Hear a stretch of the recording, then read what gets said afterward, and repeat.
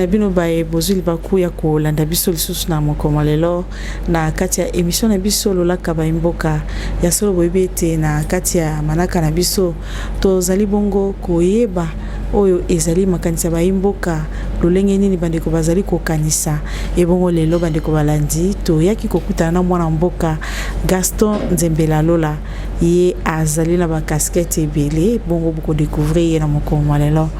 mbote na yo Gaston. Mbote Mama Gigi. Gaston lolenge ni tokoki ko présenter yo tokotalisa na baimboka pamba te tolobi etando eke ezali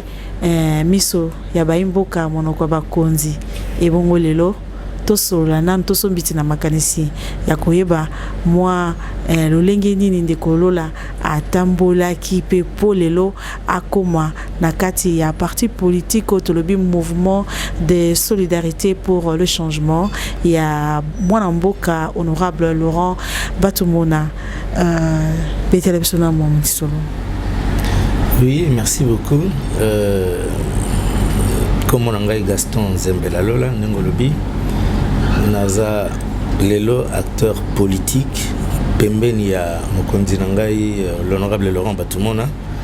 na kati ya parti mouvement de solidarité pour le changement MC en sigle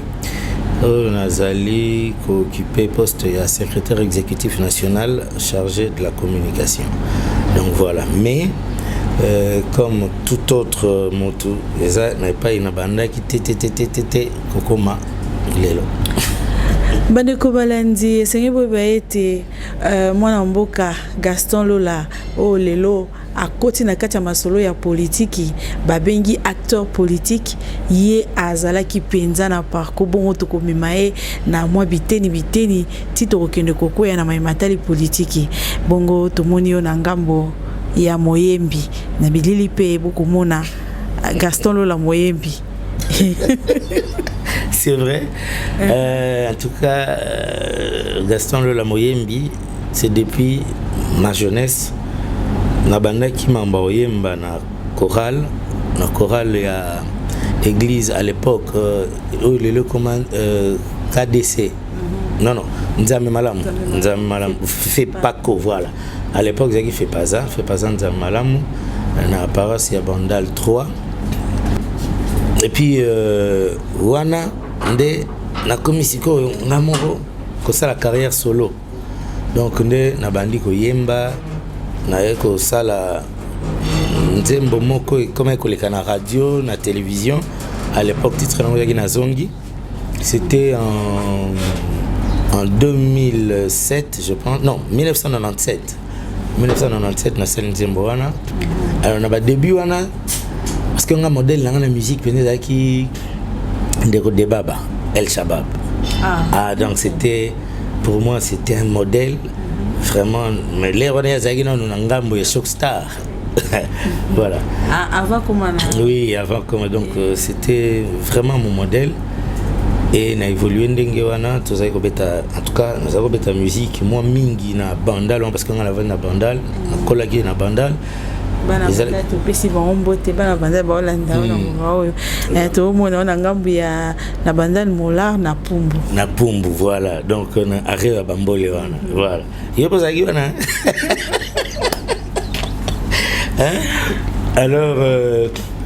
alors na mambo yemba wana siko nazo fungula ba téléspectateurs secret au jija bombeli bino na combien ko coacher sous jiji na mambo yemba wana za parcours. Vraiment parce que peut être sur accès na ba imam kabako landa biso tout ça interview na ba pasteur mukuna na ba Redi Amisi na Muyombe gauche elongo na ndeko Freddy Biavanga a se retrouver mimi kuna na ngambi ya Lingala facile mais ça Lingala facile donc wana sikoyo musique nazo continuer na tout ko na monde après nazaki ngai moko animateur mais mingi caméraman réalisateur nazo réaliser Gigi réalisateur réalisateur nangai vraiment donc c'était vraiment la belle époque na lombango penza poto kota na kata matali politique to ko retrouver le soso et pas il y a Masumu de Brendé. Oui, mais avant que tout Masumu na travail qui na papa Alobé Kimbanseke. J'ai travaillé avec lui tant Wakei Poto. Wakei Poto, on a tiré un groupe, mais ça n'a pas tenu. Dès Masumu a bien engagé, ils ont un spectacle, il fallait au salle, que nous jouer, parce que ça a tourné au Congo central à l'époque, bas Congo. On a bien engagé. On a dit, nous allons voyager, quoi, au photo que tu as donc il y a aucun détail. Non, il n'y a pas de problème. D'abord, tu as joué dans une série Moko Tombeau Blanchi, na kanti na pesi ope ba image wana na kintu tomke. Ozana image wana bande wa monango. Ndeto bandi au travail collaborer na yeti, tout ça li tourner wana bon mamwanda matati tetete de kozonga ko banda wana na 2004 2005 comme ça. Ti lelo to za collaborer na Masumu de Brendé. Ya solo to pesi papa Masumu de Brendé bambote belesi kazali bambate na ebiete na mubu o elekaki epa ebaki bon ko postuler na ngambo funa bien que esimbité esimbagité ezate esimbagité azana bel lecteur na mais maponami wana o ya nanga vraiment ya mabe bon na yebite ki ba kope za na kati nanga me wana mutute siko lelo soki to tali lo lengeni mboka ezotambola to komi na régime asika esika pe yo zalaki na parti politique ya honorable Laurent Batumona ozana na MSC MC ozaliwana siko lelo ozomona ndenge nini na hôtel lo lengeni mboka ezotambola. Bon, les lots vraiment, mboka ndenge zotambola. To comme moi lueur et espoir. Moi lueur espoir et côté ce que total régime et tout le cas, ou tel ko kamba mboka. Non mais vraiment to ça là qui vivre les sociétés tout comme ko survivre donc ozo bunda bitumba ya vie pour la mokata na tongo. Allez seconde to la mukamana. Non, na si ça na sens. Donc ozoye baté ozotambo ozoye baté mais finalement bon mo inanga vina ngai kusuka ndenge na régime tout le cas kokufa ndeza la facile kokufa non bien facilement donc kufa na yo mais ko vivre ko zo musala ko zo mbongo ko zo nyonso to ko za ngo besoin pour vivre yango nous a qui passe étant habitué que moi lueur espoir et côté pourquoi na changement régime yo ozomona que mokonzi mboka Félix Antoine Tshisekedi azali ko sala effort à redresser un peu mboka na libulo tozalaki donc na ebisio que ngana baki Congo tozalaki tokola sani toboki et ko sopa mai et sengeli bo bandana no par ko zipasani wana po botia mo mai espoir de continuer à lamba et monana no touti na se donc yango moni par moment moi ça m'a révolté de l'autre côté la politique c'est qui révolte parce que biso de côté qui yango directement en opposition ngai ko bandana ngai penza na pongo côté na politique moto yango na biso tout à l'heure je ne m'imaginais pas en politique baka ko ngai na 1+4 tango bande ko na rébellion hein batiki mo mandoki 1+4 pour nous ça la gouvernement de transition ngai ba memenga na cabinet de travaux publics na nzela ya Banza Mukalai donc tu na RCD Goma ya Ruberwa de là Banza Mukalai est vice-ministre des travaux publics maintenant on a commis na cabinet je devais travailler chez le ministre donc j'étais maintenant dans le secrétariat ministre qui était José Makila alors tu évoluer si Banza Mukalai ba yako longola na travaux publics batindé na coopération internationale en affaires étrangères tout keinaye en affaires étrangères mais na umela ki penda tena moni ba yako bisanga mais yo place na yo tozomona ndire fille moko ye wana aza nièce ya banza kombo na yo na arrêté ozala te natali na bishit ya sima malamu na yebela zongi na mbala moko na TPI kuna ministre José Makila azalaki na poto azalaki te ça voyage moko mission moko na directeur na biso cabinet. Alors maintenant poste wana nga na kono aussi ngazali parce que ezaki bato na bato bazalaki na ne to kabla ba ministère ministre azalaki ya MLC ya Jean-Pierre Bemba, vice ministère ezalaki ya RCD Goma, c'était un peu ça. Alors comme nga na yaki wana azalaki na compte ya RCD Goma, mais na zongi siko na moni musale sili kuna sikanga na zokene na mona vide. Tant na zongi na cabinet, comme je travaillais bien, directeur à cabinet abino, tous là so ministre azongi tout naïe ce qui possibilité de récupérer parce que tu as fait tes preuves, vous avez ça musala na bien. Nzambala la raté 2 jours après ministre azongi solo linaye abi mais ye aza moto RCD soki alingi musala akota la MLC mama nakoti na MLC ngai na besoin musala. C'est comme ça que naye ko zonga na cabinet de travaux publics ti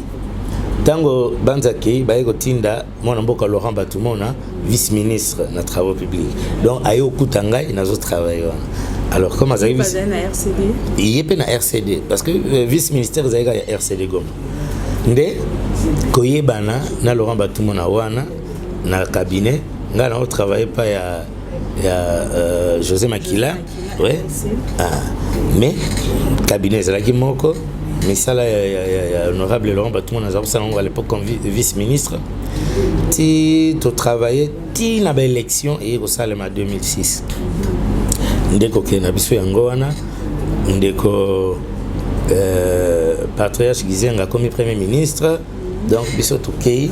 et ko banda wana to kenda ti lelo Laurent Batumona a récupéré Kingai Tozanaï ensemble a créé parti politique mouvement de solidarité pour le changement. Alors ici ka gouya politique kotaki yango ndé à l'époque Tozalaki ba opposant mouvement de solidarité pour le changement ezalaki na kati opposition té politique. En tout cas, modèle dans la politique, je dirais, c'est le feu Papa Etienne Tshisekedi. Pourquoi? Pour la constance, il y a Papa, pour la bossé. Vraiment, c'est un monsieur qui incarne des valeurs. Ya solo matondo mingi ndeko Gaston Lola Nzembela na parcours ya kitoko esi kopesa biso baimboka bakolanda biso na banza bondimisi kote sengeli na epe tolo bapenza to tia epe na kati ya lisanga we babengi ba acteur politique ya mboka Congo démocratique mais lelo tozali komona makambo ebele ezali koleka na kati ya mboka na biso soki tolobela actualité te c'est que tozana acteur politique te menzo kande esengeli na biso tolobela yango po eleki motuya kobanda mwana mboka Félix Tshisekedi Tshilombo oyo azali bongo mokonzi ya mboka Congo démocratique asili bongo kozwa ebonga tozwa komona mwa bapitakanya ezali kosalama mwa mingi iyo lobi nini totali na ngambu ya UDPS totali na ngambu ya FCC PPRD ezozala bazondongwa na tango nyonso iyo lobi nini na kati na makanisi nayo. Bon, je pense que exactement mon pépé moko ko lega très vite. On dirait batonan ba mesani penza te que basi batiki pouvoir. Hein? Les alors quoi liboka ba tuteli pilipili kamingi te moi solo ezanana. Depuis ma pronommée, depuis que le président Félix est en pouvoir, ça fait pratiquement 9e, 10e mois yango. Alors mon mbato oyo ba vandi na pouvoir depuis 18 ans. Donc solo ana ya pouvoir wana donc il réalise pas que t'es aussi te perdre. Donc on a bigeza nango mon pépé moko ya tango muketango ba komesa na penza que t'es pouvoir essayer kenda nango. Hein? Nangambo mususu ils vont être conséquents. Bon, moi banungu wana tout à fait normal et c'est quand on so bato bavandi mon nungu ezanga raté. Même na libala pe moi sina mbali to benga na chérie maison musu moi gogo pe beti na motu mais na ngambo ya likama pe ne tozotala tomoni gratuité sili kokoma déjà bana première primaire ti na 8e baza bongo kotanga ofele na kati ya mboka na biso mais partenariat comme ce qui n'habite paternité voilà paternité baza kowela o ngai nde tata na ye ngai nde tata ya gratuité merci ndeko Gigi to mupaya na kati ya mboka azate biso nyonso toyebi okotangelanga école moko kobanda kabila kotaka na pouvoir ti ndenga bimi école nini yo yebi bana baza kotango fele mais izate okoyebisa ngai soki yango ezalaki na kata constitution bien sûr on est basalaki ba élaborer qui constitution non constitution o ezalaki élaboré en Afrique du Sud na Sun City ezali eloko ya mutu moko est-ce que PPRD nda comment constitution PPRD bango balobi ezali na temps en régime na bango mais ne na biso no so bana mboka ba otala yo lobi bien ezali lokolo ezali na régime na bango batosaka yango bango bazaki ba violeur ya nini ya constitution donc cette constitution azalaki moi si tonga to bata docteur réparateur pourquoi il y a ko réparer pour ba violer constitution na niveau moko sakana te ba violer constitution ndenge ya ko sakana te donc gratuité wana effectivité nango za mbala ya liboso ngai mbala ya liboso bana na botama parce que biso to botama na tanga mobutu to koti déjà biso to tangi na école privée to yebika to futaka na biso mbongo to futaka même ba liboso ke mwana akende classe au fele a futa eloko te to mona okara na tango ya Félix mais eloko nino kolobela ba lakisi po ba mate bango pe baza kolela mwa muke ba palier ya bambongo na bango ezopesa ma na yebi ete bino bozana ngambo ya mokonzi ya mboka na banza bino boyebi penza na katika soma solongo lolenge neza kotama non na kanti ozana raison bande kopé baza déclarer bazana raison au moni eloko no sone bandeli nango ezalaka toujours na moi ba quoi que zanga teza ko mwana abota mitango meko kotambola akobana mbangu mbala mote akotambola koya tambola koyi président lobaki yango c'est vrai que moi ba difficultés zaki na début mais lokola auto kotambola libanda tala ba partenaire bandimi ko pesa 5 milliards ya solo ba imboka na yebisaki bino ete émission na biso lolaka ya baimboka boyoka lolenge nini tolobi etandeke ezalaka miso baimboka monoko bakonzi likamba bawewa papa bawewa na ebite soki bazo planer so temps bazo tambola ba mimonaka to ebike ba accident esala makanango bat bako tutana mituke zo tutana bat baso kufa basisa kangwana miable omona ba ketch ba tutana jeep omona te ba chauffeur ba ketch ba kita ba tomboka ba bando tumba mais oyo zo sala mana bawewa papa na ebite oyo mbalelekaki bazwaki bandongwana ki bangona na ba policier akufi wewe akufi ole balanda policier tina ndaku na yete bakute na transco batumbi bon c'est vrai maman na ebite zana na sisa na makanisi na ebite soki lolenge na bango ya ko réagir pona ngonga ope tozolo balelo tozali mokolo ya lundi basili pe kotumba lisusu bus ezalaki na ya eutaki lufu bino boyebi ndenge bisi ya lufu soki uti na lufu ndenge ezalaka etondi na ba marchandise lokola wewa ye soki azo planer na ye amonaka neti aoyeba te kaonyata makadam aokanza azo planer azo pumbuka koleka liboso ya biso na batuti ye bandeko balandi na ngongo tokoyebisa bino batumbi bisi wana na ba marchandise bana baimboka bakolela toyebi te soki lolenge na bango ya ko soutenir président de la république po bango penza bazali bana penza ya Félix donc so bamoni Félix esika bamona penza papa yenza lesili mais sika bana baza kokumisa tata na bango wana langage na bango to ndenge nini yo lobini te maman Gigi bon toko soutenir te eloko eza normal te soki mbeba ezali mbeba toko lobake o ezambeba metro bongisa yango moni bande kona biso phénomène ekomeli biso toyebi yango ezalaki na ezalaki kaka na Afrique de l'Ouest nde tozomona ba moto ezosala ba transport et on n'était pas encore préparé na loko wana phénomène ngo salemi makasi mboye. Donc ça fait partie de notre vie aujourd'hui. Parce que même ngai il y a deux fois surtout côté na ba bouchon ndenge mosusu mais il faut que nous sala rapidement. Donc on m'a dit oui. Le jet privé. On m'a dit car les moyens de transport mo sunga biso mais ce qui est vrai ezali que bandoko na biso mingi bazozwa yango c'est vrai pour passer les gars qui on a vu mon mboka ndenge bakumbela biso na 18 ans il créer passe misala ezalaki te moto na ya bandako ko sala ta transport ou quelque chose mais aussi maîtrise temps mosusu ya code de la route ezate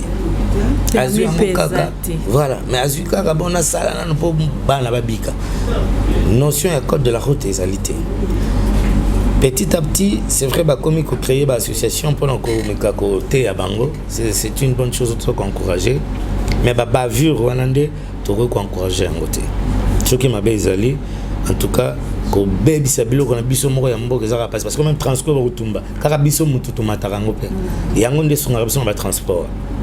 Donc comment on a ngonga moka tikara moto et sengile msumuna musaleza na kasavubu ya vanda kana changu soka lobi azonga ndako akomata na transport. Oui. Mende to lo bapé bosembo. Bande kona biso ya ba transport ba bazana ba bus ba bazana ba taxi ba ketch. Et comment la jalousie balinga komona motocycliste à l'écate. On dirait que nzela ezapona kaka ba mituka on dirait zapona ba moto bango to côté la bango pété bango bayebi code de la route te bazo tambola bo nyama tango zo tambola bo nyama yebi ozo tosa mibeko ya nzela te mais okufa lokola sosi est-ce que yebi ba chauffeur boni ba tambola na mituka bayebi code de la route tamu kedi bango ndeta tamu bazo mo pepe bazo bo mabande ko wana soki ozui permis de conduire na yo otali yango na sima okomona que véhicule ya liboso oh il a permis de conduire les moto il fallait que non okola moi banzela monsieur a construit sans qu'on prévoir ici ka ba moto ko tambola mais sous d'autres cieux ezali na nzela ya ba vélo ezali nzela uniquement ba moto ba lekaka wana nzela ya ba poids lourd ezali lokola biso d'infrastructure on est ça mais phénomène en côté libiso mais to yé bande ko tambola na ekenge mais to na on a le je condamne ça mais moni réaction ya moto amoni atala ba bomeli ngai nde kwa masikoyo bo mo pepe wane zo ya ezande mo pepe malamu te bande ko baimboka na banza tozokene malembe na sombele suka bisanga tolobeli makambo ya spoliation ya vijana tomoni lolenge nini garde du corps ya Doli Makambo azali bongo ministre intérieur provincial ya Kinshasa garde du corps na ye Betty Mutumasasi tant tozotala bongo nazomona naebite bino moto bozali penza na kati ya kokamba mboka ya Congo lolenge nini bozomonela makambo ngo fotisco eza ya nani ya garde du corps to ministre pe azali pe na foti na kati ya makambo wana to pe o na ngambo bakambi ya la police pe baza pe na kati ya mbeba to tokoloba nini. Merci beaucoup Maman Gigi. Ndeko ministre provincial en comme on a Doli Makambo. Mais aussi on a thème combo landaka. Okomikola ba problème ba makambo pour rien. Et si ka kenda ki wana na vijana. Makambo spoliation wana justice c'est kataki. Alors un ministre n'a ni droit ni qualité ya ko faire appliquer plutôt une injonction, une instruction de la justice. Ayaki ngai na sina mona image à l'appui ndeko wana Doli aye place wana aye ko sommet batuke bon pourquoi est-ce que bozo pekisa misala sala ma awa je suis l'autorité ba ko continuer misala derrière na kotika ba policier pour na ko surveiller misala wana misala. C'est la justice qui fait appliquer une instruction de la justice, ce n'est pas un ministre provincial. Doli Makambo baniko luka makambo depuis na basango na interdiocésain awa akena ko kata ba banderole na bango awa avant ba élection nani tango zaki bourgmestre na commune Gombe akeluka makambo wana landi mutuka na ye suite na ye na ba garde corps ba ko se retrouver na vijana par quelle magie ce qui était apprécié ordre même ce qu'on lui a appelé ordre. Alors pour négligence il est responsable. Comment est-ce que son garde de corps peut se déplacer? Pas son garde, mais ses gardes avec la voiture officielle. Oh, et Zaranessima ministre Nabiro, Albagarde de Babimina Moutou Kabago Tambola. On dit il n'y a pas de mauvaises troupes, il y a que de mauvais chefs. Négligence ou ana Rosanga Koyeba que Moutou Kananga Bagarde Nanga Bake Paibo, Bakene Kosalani. Soki, Eza Yangote, Yenda Peseki ordre Bakende Kuna. Alors, gâchette facile. Talanenge elenge 33 ans moi na mobali 33 ans perdre bon moïkarabou parce que il y a des gens qui ne savent pas faire leur travail. Il y a des gens qui veulent s'immiscer dans ce qui ne leur concerne pas. Excès de pouvoir, excès de zèle. Non, ce n'est pas normal. Justice à ça Moussana. Comme Azana Maboko la justice, il y a des gardes de corps wana kombo na et puis il y a Zali auteur intellectuel ya Marambouana. Mais balobi garde du corps à Kimi, à Bungi. Mais garde au Kimarade. Garde au Kimarade. Mais il y a si garde na Zalito. Alors, lui en tant que chef, il doit s'assumer. D'ailleurs, dans Ngomba au couteau, sur Aza vraiment Moutumoro il y a bien à cause banana le parcours démissionné. Parce que il doit s'assumer, ce n'est pas normal. Kinshasa Bopeto wanande ezali suka ya masolo na biso mokoma lelo Kinshasa Bopeto ondimi penza ke Kinshasa kulata penza elamba na yango ya sika kolandana na loyembo ya bamalo robe de gloire. Bon, en tout cas, espoir ezalaki na biso Kinshasa ekokai kokoma poto moindo. Omoni ndeko honorable Laurent Batoumon azalaki pe candidat gouverneur toyebi elekaki bandongwanaki ye na Gentini Ngobilate Gentini Gobima toujours par moi Bamagou ya FCC na Kanyaka na CC. On avait l'espoir par rapport à projet Oyo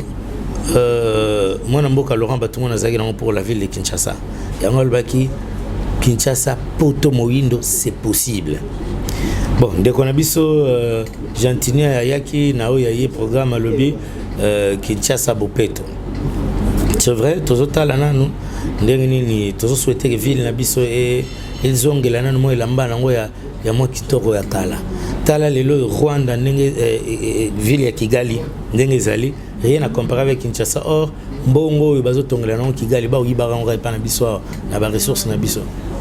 Mboka na biso na mbongo tokoki ko tia yango penza pona kongengisa Kinshasa. Je pense que ngai na ko souhaiter kaka ndeko na biso Gentini Ngobila bah bonne chance na musala na mais en tout cas asala musala pour que Bopeto ngo kota mais aussi eza la conscience ya biso nyonso hein tozo tambola olie mo eloko na ozu sachet obwaki na terrasse omeli mai ozu molangi wana obwaki na terrasse et santase comme ebele mbula soki betima ezokoka kotambola susu te ezindisi bandako sima na ya kotela biso likambo komi pe mama Denise bakolela yawo ya kotela biso likambo papa Chichi ya kotela biso likambo tozala na conscience wana bakinois bosoto tia esika malamu osilisi oke kobwaka yango na ba poubelle oyo bakotalisa biso tout ça l'assainissement ya ba terrasse na biso tout ça l'assainissement sera tout vendu. Je pense que Kinshasa Bopeto kozala affaire ya biso nyonso mais soki ba pesa ki penza chance wana na mwana mboka akamba mwana mboka Laurent Batoumon akamba Kinshasa ndeta musutu ngato mwana makambo mususu po wana tolobaki ete Kinshasa poto moindo c'est possible. Donc lelo na comme kutana ba tusuba comme regretter ba tala fallait que Laurent zala na place wana po tala lelo parce que projet zala ki ya bien mais bon suka poto kabanda pardon kombo landa rapé moneti ya doli makambo e lukile ba makambo ya nani Gentini Ngobila ya libongo tala bambula ninga zotondire sasa ba koma libongo la soyi bate bakombo ezolanda Nilo Masuka na bayo soba kolanda biso kuna na ngambu ya poto na pesi merci na pasteur Dari Malala na pesi merci na Medi Binda wa Simbi Bilili kitoko montage simbami na zalipe kobosa na te na bosani te bouche ilunga Bosch ilunga il a dépensé 300 000 na mukolo vraiment donc on a allié à son mine tabaya 200 000 kwanga 300 francs wow et inda kamabe olobini na baimboka bakolanda biso na ngonga oyo espoir ezali non en tout cas na ba congolais nyonso ya libanda ya kati ya mboka tolobi boye espoir ezali changement c'est côté na mboka na biso bolanda na bino makambo no kinga kati yo nini non c'est hein na uta ko bato il n'arrive pas à réaliser que le pouvoir a changé de camp. Ah, donc, on va digérer na bomba remettre ça, le problème est atteint. Donc, bande de biso ya poto. Ok, les goningano. Voilà. Donc, bande de biso ya poto, tout soutenir moi Mboka Félix Antoine Tshisekedi na makanti ya maye l'épée makanti ya malonga ya malamu azango pona ko changer mboka na biso tout soutenir rien makasi vision ya gratuité tout le monde a déjà que ça promet mangozo que est très bien lelo tout le monde a saut de mouton tout le monde a un film ya ba Hollywood mona bato ba tambo likolo bon sona se mais lelo bo bando tambo na mutu chobo na ye oya mati mata oya de solina se maman pour faire des omelettes il faut casser des œufs ndako batonga ngona mukolo moko te esika ba batonga ndako chantier ko mona ba brique ko yibo o talo est-ce que openza eza nini mais mukolo wako ekosila obandi ko lala pongia kitoko bosani ki ba brique ezalaka awa soki moto azo kasema ki okantaka na obebisa makit mais tango otango na kikalongo comme omelette okomoli azo seka donc pour faire des omelettes il faut casser des œufs et ça chantier tango aussi la bâtiment se va resepela donc tout soutenir Félix Antoine Tshisekedi pour nga mon abiso un mouvement de solidarité pour le changement toza comme ilengele na congrès monene tozo sala mama Gigi na rentir aux invité na congrès wana couvrir yango pe congrès eza ko salema na mois toza nango je crois deuxième ou troisième semaine et à mois de novembre congrès monene oyo ba délégation koya bipai na bipai pour tout redynamiser parti na biso MC pour na ko pesa souffle ya sika ko pesa ba énergie ya sika tous ba dirigeants yo ba lingi vraiment ko sala pour na parti pe pour na ko soutenir mon candidat Laurent Batumona pour y pas à soutenir mon candidat Mboka Félix Antoine Tshisekedi to si manipulation so to kende liboso voilà. Bana Kwilukuna c'est bon mbote. Ah voilà mbote mingi parce qu'on a appelé coordonnateur et à radio Kinzondi kuna na misalango ba cop kagad c'est bon on a peu presse voilà na pesi bango mbote na bindungi et pas yoapi radio Kinzondi zakuna oyo naza coordonnateur na yango mezali sous l'initiative ya honorable Laurent Batumona toujours ou azali promoteur na yango et d'ici là tout le monde na bango parce que je crois que mercredi ou jeudi na Ronia Takuna déjà tout la bango émetteur ya sika to étendre radio qui ne sous musika ba robanda rolanda biso na internet ba rolanda biso et pas pe d'ici là bazo la télévision li sous kala mingité donc bana bindungi pour la télévision vous allez mboka mobimba donc bana bindungi sepeli na bino mingi nenge boyambaka ngai voilà. Matondo mingi baimboka tokomi penza na sombele suka bisanga ya émission na biso moko lelo tozala kibungo na mwana mboka Gaston Zembela Lola baike baebie mingi na kati ba théâtre pa ya papa Masumu de Brende menzo kande mwana mboka koti na kati ya matali politiki na banza islaki ko sembola to sembola ke longo na ye maenyo surtout oyo ezali koleka na kati ya mboka na biso ya Congo démocratique ya solo tozoka bwana na kozanga te kopesa matondo mingi na bae oyo balingaka chaîne oto bengi Lingwala TV na pesi merci mingi na DM wazali coordonnateur ya chaîne na biso na bosanité kopesa merci na yo Medi Binda wa Simbi Bilili asimbi montage na kati émission na biso pe lolaka baimboka elobi ete ekotambola bokomona pe bokoyoka mayenyoso eza koleka na mboka na biso Congo démocratique. Merci na yo Vincent Kanyunga kuna na ngambu ya Afrique du Sud na bosanité Laetitia Massamba kuna na ngambu ya États-Unis na pesi bino nyonso mbote jeunesse tete en tout cas famille tete nyonso na pesi bino bambote mingi kuna na ngambu ya États-Unis et bongo na kobosanaka jamais oyo asalanga nazala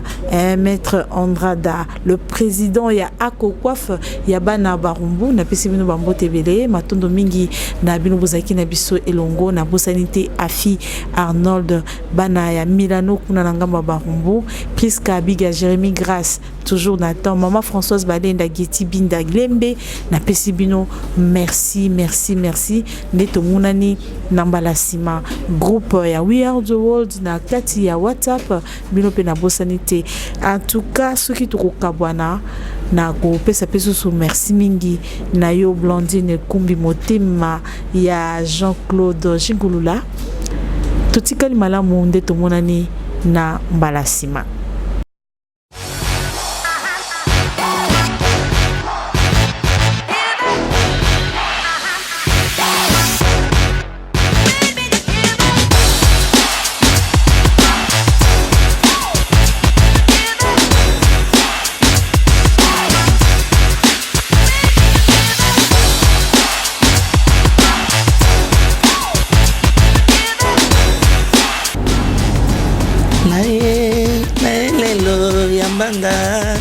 Yesu mwana nzambe na elelo yambanga kamungo ya biente